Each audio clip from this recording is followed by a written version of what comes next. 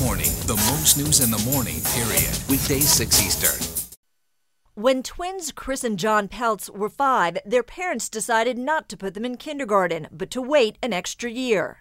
If they'd gone into kindergarten, they would have been the youngest kids in the class. Now 15 and away at camp, the boys thrived both academically and socially, attending the private Grace Church School in Manhattan.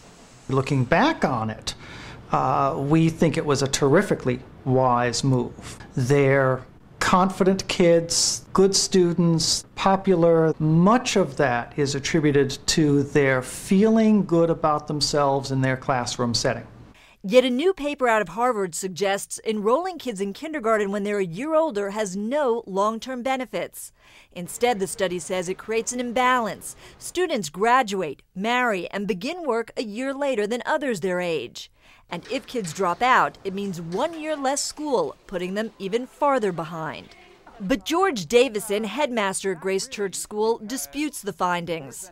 There are tons of studies that show that when kids are older, they're able to handle more complicated situations more effectively. The debate when to start kindergarten is a big one, and states are increasingly requiring kids born after September 1 to wait an extra year. In North Carolina, lawmakers unanimously agreed to slide back their cutoff date 6 weeks, hoping to stem the 30% dropout rate. My goal in terms of high school dropout rate is that these children do not get humiliated in the younger grades, so that education is looked upon by them as something of a high value.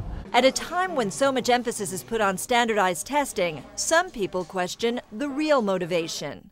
Critics will say, well, schools are doing this because the older the kid, the better they test.